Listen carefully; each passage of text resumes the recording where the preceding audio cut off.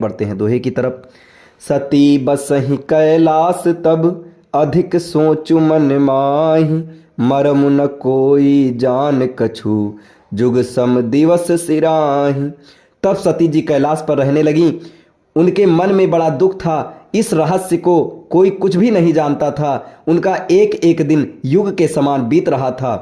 नित नव सोचु सती उर भारा, कब जई हूँ दुख सागर पारा। मैं जो कीन्ह रघुपति अपमाना, पुनिपति बचन मृषा करी जाना। सती जी के हृदय में नित्य नया और भारी सोच हो रहा था। मैं इस दुख समुद्र के पार कब जाऊंगी।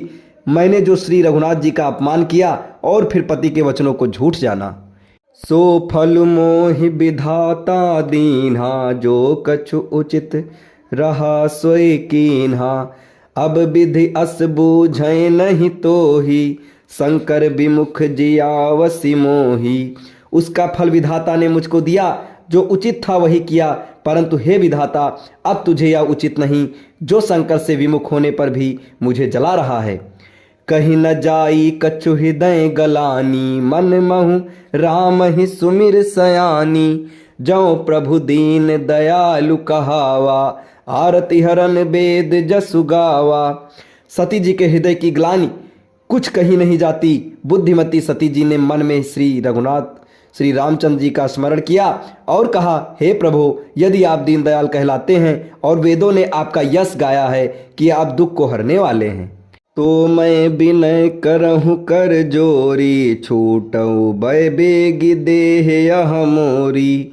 जौ मोरे शिव चरण सनेहु, मन क्रम बचन सत्य व्रत एहु। तो मैं हाथ जोड़कर विनती करती हूँ कि मेरी ये देह जल्दी छूट जाए। यदि मेरा शिव के चरणों में प्रेम है और मेरा ये प्रेम का व्रत मन वचन और कर्म से सत्य है, तो सब दर्शी सुनिए प्रभु, करऊँ सो बेगी उपाय। होई मरनु जहि बिनहि श्रम, दुसह विपत्ति बिहाई। तो हे सर्वदर्शी प्रभु, सुनिए और शीघ्र वह उपाय कीजिए जिससे मेरा मरण हो और बिना ही परिश्रम ये पति परित्याग रूपी असहाय विपत्ति दूर हो जाए।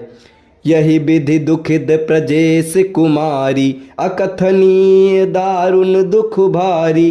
बीते संबत सहस 87, तजी समाधि शंभु अविनाशी।